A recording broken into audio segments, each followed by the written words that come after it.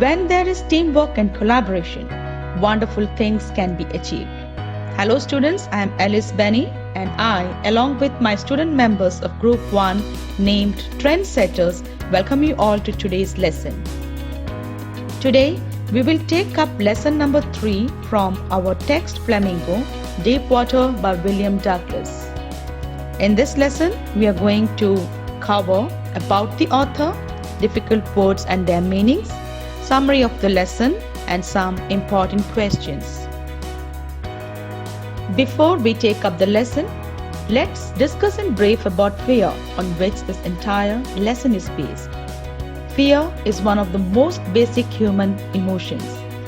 Feeling afraid of something new, unfamiliar, or dangerous is quite normal. Fear can be mild, medium, or intense, but can be managed through reason and logic.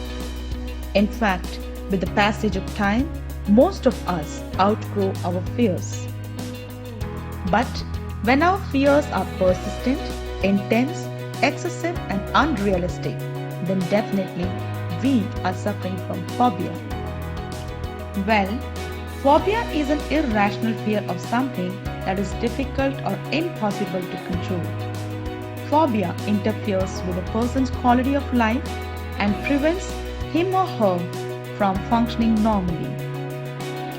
Some of the most common phobias are aerophobia, the fear of flying, arachnophobia, the fear of spiders, claustrophobia, the fear of confined spaces, astrophobia, the fear of lightning and thundering, acrophobia, the fear of heights, glossophobia, the fear of public speaking, hydrophobia, the fear of water.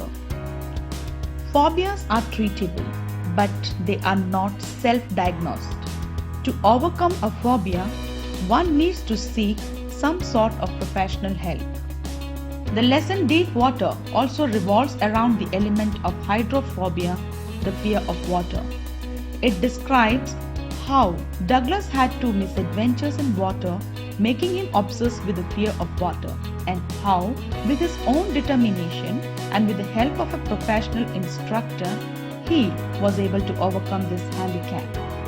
Over to Trendsetters for the lesson presentation. Hello everyone, I am Anand Narayan, a member of the first group named Trendsetters. My other team members are Akshay Krishnan, Anjana K, Kirtna Joshi, Grace Jacob, Risa Maria, Adra VK, and Hedda Surendra. Today we have brought for you the third lesson from our book Flamingo, Deep Water by William O. Douglas, who is a renowned American writer and a popular public figure of his time. In this lesson, Douglas talks about his fear of water, that is hydrophobia, and how he finally overcomes it with strong willpower, courage, hard work, and firm determination. The narrator of the story is Douglas himself, and the places which are described in detail by the narrator are YMCA Pool and Yakima City. The story tells us that most of our fears are baseless. Fear creates danger where there is none. The writer's experience further confirms the proverbial truth: where there is a will, there is a way. Now, over to Anjana for next segment of this lesson. Hello everyone, I am Anjana and I am going to tell you in brief about the author William O. Douglas. William Orville Douglas was born on 16th October 1898 in Maine, Minnesota and was raised in Yakima, Washington. He received his education from Whitman College in 1925. He graduated from Columbia Law School and joined Yale Law School faculty.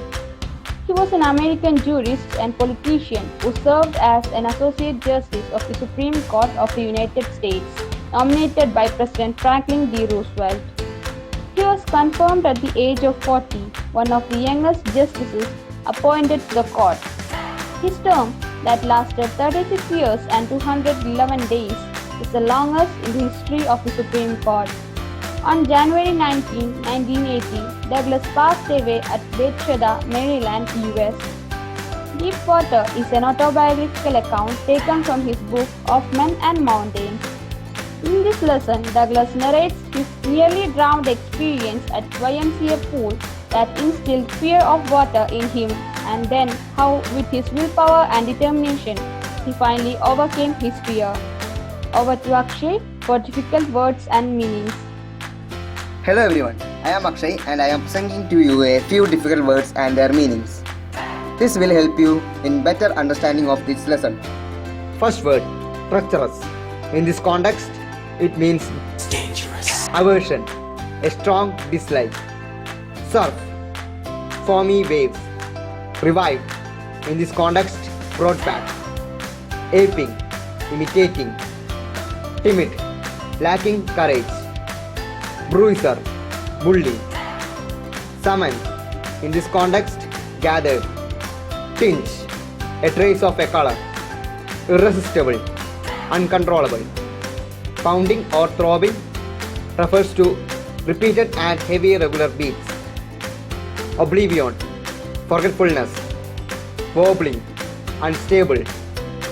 Cascade, waterfall. Integrated, complete. Vestigious, signs or remnant. Residual, leftover. Intensity, enormously or passionately. Now I hand over to Kirtana for next part of the lesson. Hello everyone, I am Kirtana Joshi. I am going to present the first part of the summary of the lesson, Deep Water. Deep Water is an account that describes Douglas' journey of overcoming the fear of water which is deeply rooted in him since childhood. He had developed an aversion to the water when he was 3 or 4 years old. He visited the beach in California with his father. They stood in the surf when a powerful wave knocked him down and he was buried in water. The overpowering force of the wave terrified him and this fear crept into his heart. At the age of 11, Douglas expressed his desire to learn swimming. His mother warned him against the treacherous Yakima River by reminding him of various drowning incidents. But she gave her consent to join YMCA pool, which was safe as it was only 2 or 3 feet deep at its shallow end and 9 feet at the other. On reaching the pool, the unpleasant childhood recounts stirred childish fear, but within a short time he gathered confidence. He paddled with his new water wings and tried to learn swimming by aping other boys. He was beginning to feel at ease in the water when the misadventure happened. One day, William reached the pool a bit early since there was no one around and he was afraid to get into the pool all alone. He sat on the side of the pool to wait for others. Then came a big, well-built bully of boy who simply picked William up and tossed him into the deepest part of the pool. William struck water in a sitting position and went at once to the bottom. He was frightened, but was not out of his wits. On his way down, he made his strategy to save himself. He planned that when his feet hit the tiles of the bottom, he would make a big jump and walk to the surface like a cork. Then he would lie flat on the surface and paddle to the edge of the hole. It was a long way down. Those 9 feet seemed to be more than 90, and before he touched the bottom, his lungs were ready to burst. When his feet hit the bottom, he gathered all his strength and made a great jump upwards, but he failed to reach the surface at once. He came up slowly. His eyes and nose came out of water, but not his mouth. He moved around his legs on the surface of water. He swallowed water and choked. He tried to bring his legs up, but they hung as dead weights. He again went down to the bottom of the pool. He was shrieking underwater because terror had seized him. He was paralyzed underwater, but his heart and the pounding in head told him that he was still alive. When he hit the bottom, he jumped with his full might. The jump made no difference. The water was still around him. His arms and legs wouldn't move. He trembled with fear. He tried to call for help, to call mother, but nothing happened. Then he rose up. His eyes and nose were almost out of water. He sucked for air and got water. He started going down the third time. Then all efforts ended and he relaxed. A blackness swept over his brain and wiped out terror. There was no more panic. He felt drowsy and wanted to sleep. He gave up all attempts. He forgot everything. When he came to his senses, he found himself lying on his stomach beside the pool vomiting. The boy who had thrown him in said, "I was only fooling." Someone said that the kid had nearly died. Then they took him to the locker room. He walked home after several hours. He was weak and trembling. He shook and cried when he lay on his bed. He couldn't eat that night. For days, a haunting fear was in his heart. He never went back to the pool. He feared water and avoided it whenever he could. Now, I would like to invite Grace to deal with the second part of the summary. Over to Grace for the second part of the summary. I am Grace Ajay Jacob presenting the rest of the summary. A few years later, he came to know the waters of the Cascades. He wanted to get into them. Whenever he did so, the terror that had seized him in the pool returned. His legs would become paralyzed, and icy horror would grab his heart. This handicap remained with him even as time passed. Wherever he went, the haunting fear of water followed him. It ruined his fishing trips. It deprived him of the joy of canoeing, boating, and swimming. He used every method he knew to overcome his fear. Finally, he decided to get an instructor and learn to swim. He went to a pool and practiced 5 days a week, an hour each day. The instructor put a belt around him. A rope attached to the belt went through a pulley on an overhead cable. He held on to the end of the rope. They went on this way for many weeks. On each trip across the pool, a bit of panic seized him. Each time the instructor relaxed his hold on the rope and the other went underwater, some of the old terror returned and his legs froze.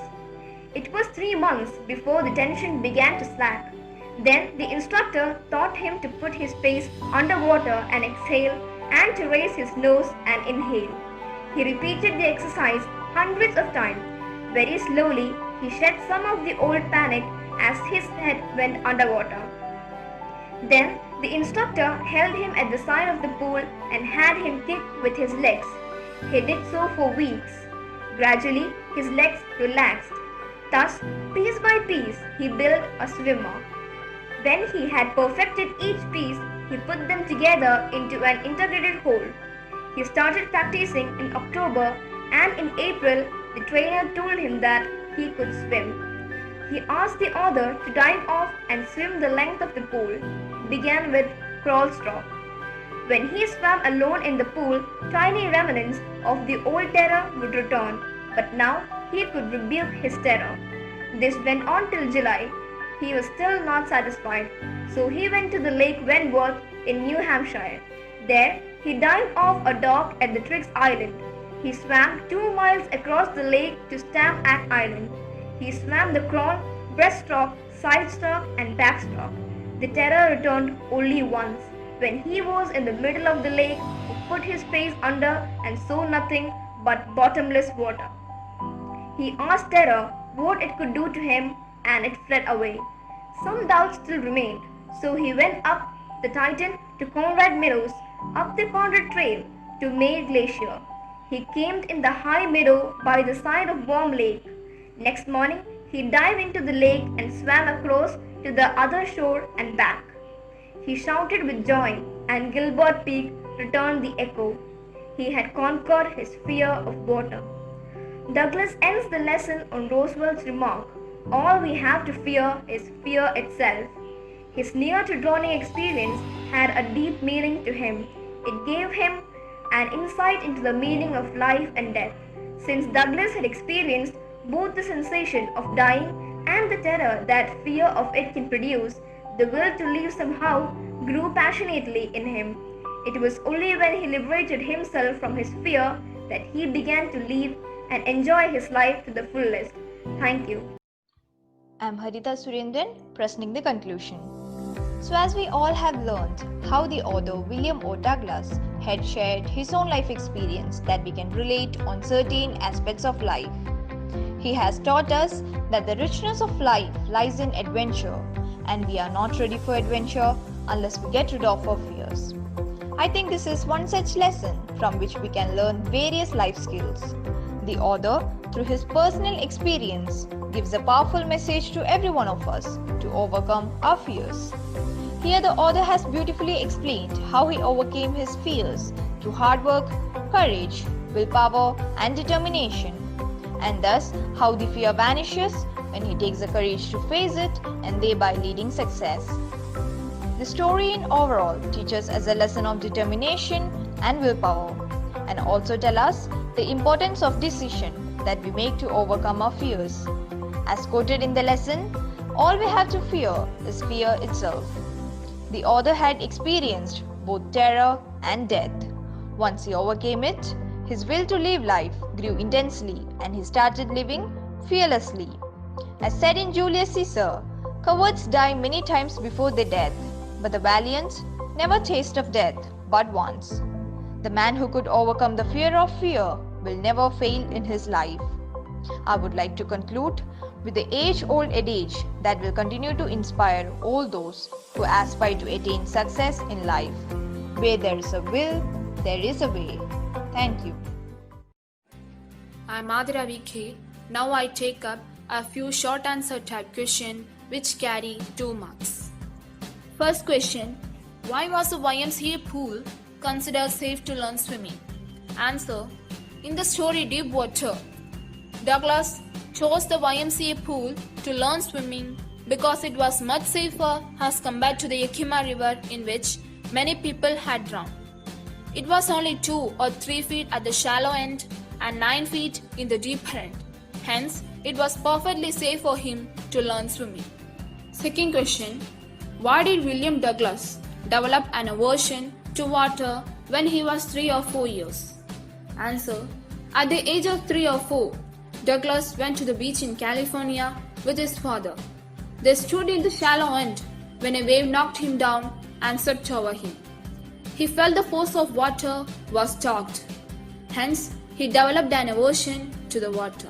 Third question: how did Douglas's experience at the YMCA swimming pool affect him? Answer: the misadventure at the YMCA pool left a haunting fear of water in William's heart. He started avoiding venturing into water. It renewed his fishing trips and deprived him of the joy of canoeing, boating, and swimming. Fourth question: how did the instructor make Douglas a good swimmer? Answer: first of all, the instructor put a belt around Douglas. A rope attached to the belt went through a pulley that ran on an overhead cable. He held on to the end of rope and swam. Then the instructor taught Douglas to put his face under the water and exhale and to raise his nose and inhale. Next, the instructor held Douglas at the side of the pool and had him kick with his legs. This is how, bit by bit, the instructor built a swimmer out of Douglas. Fifth question: why was Douglas determined to get over his fear of water? Answer: the near-death experience of drowning at YMCA pool deeply shook him down to the heart. The haunting terror of water continued to stay with him. The fear ruined his joy of boating, canoeing, fishing, and swimming. He could not enjoy the pleasure of water-related activities with his friends. Finally, decided to hire an instructor to overcome from fear. Sixth question: how did Douglas finally get rid of the fear he had of water? Answer: Douglas, under the training of the instructor, was built to a good swimmer and swam with ease in pool. But he was not satisfied, so he went to the Lake Wentworth, dived 2 miles across the lake. Once only did the terror return when he was in the middle of lake, but he laughed and swam on. Finally, he had conquered his fear of water. Next, over to Teresa Maria for long answer type question. I'm Teresa Maria Garvasis, and I'm going to take up some important long answer type questions which carry 6 marks. Question number 1.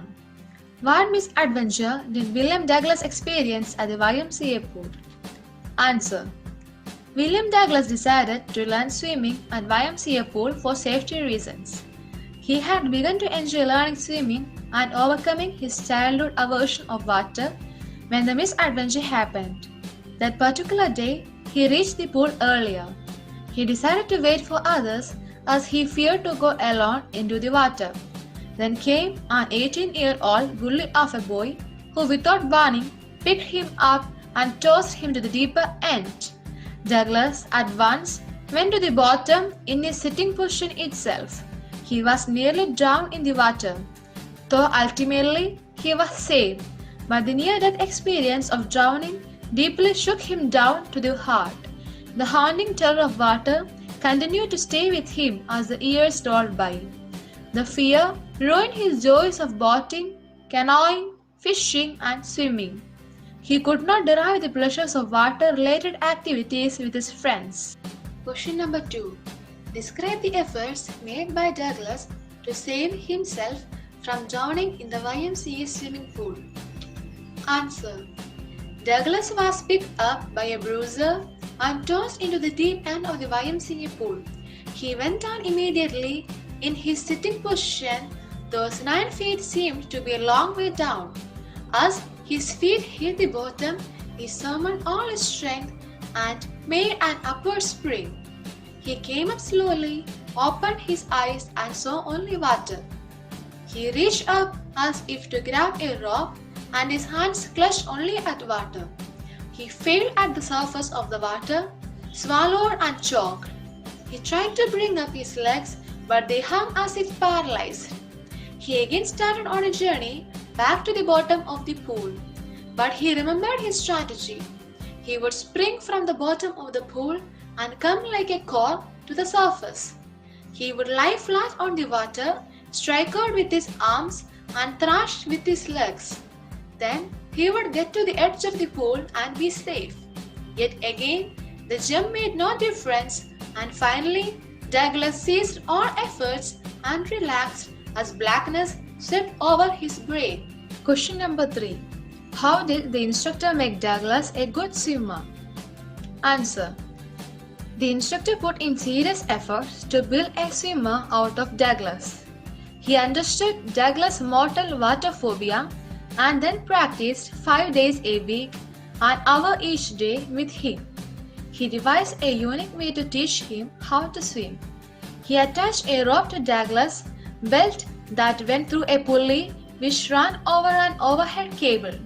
Holding the end of the rope in his hand, he made Douglas move back and forth in the pool for 3 months, and gradually his tension began to slack. Douglas was taught how to exhale underwater and raise his nose to inhale. This exercise was repeated numerous times, and they went to and fro across the pool week after week.